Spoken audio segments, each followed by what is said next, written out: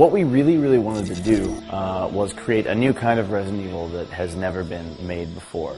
We wanted to keep the setting and that Resident Evil feel to the game, but in terms of the game systems and how the game played, we wanted to do something completely new that's never been done before in the series. One other goal we had was, this is not a numbered Resident Evil game. We wanted to do something that you could never do in a straight-up numbered Resident Evil game. So all of that makes for a very aggressive and very challenging game, but we're really happy with how it's going. At its base level, it is set during the time of Resident Evil 2 and Resident Evil 3 within Raccoon City. We can't really go into too many details about the story, of course, but you can definitely expect to learn a lot of new interesting things and for a lot of surprises to happen that you didn't see coming.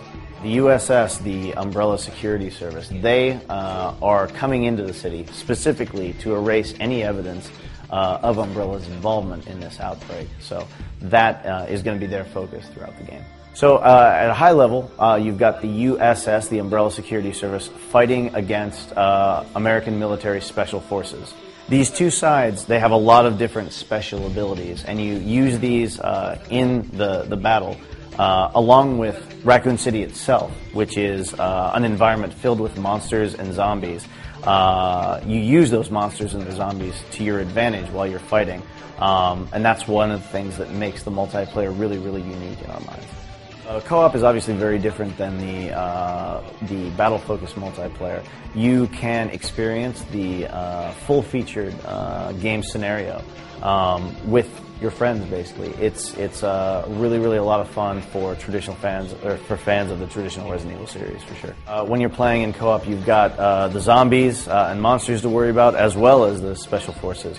So certainly in times where it's really difficult to get through it by yourself, working together with your friends in co-op can make for a really fun and satisfying experience.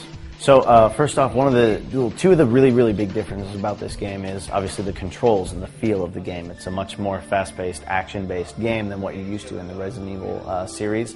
Also, you're playing as the bad guy, basically. That's something that is definitely very new and different that I think people weren't necessarily expecting, and it makes the game feel very different than other games in the series.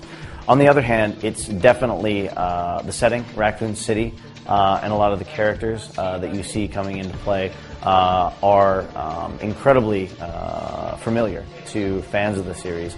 And, as in other Resident Evil games, you're going to see a lot of really interesting twists and turns in the story.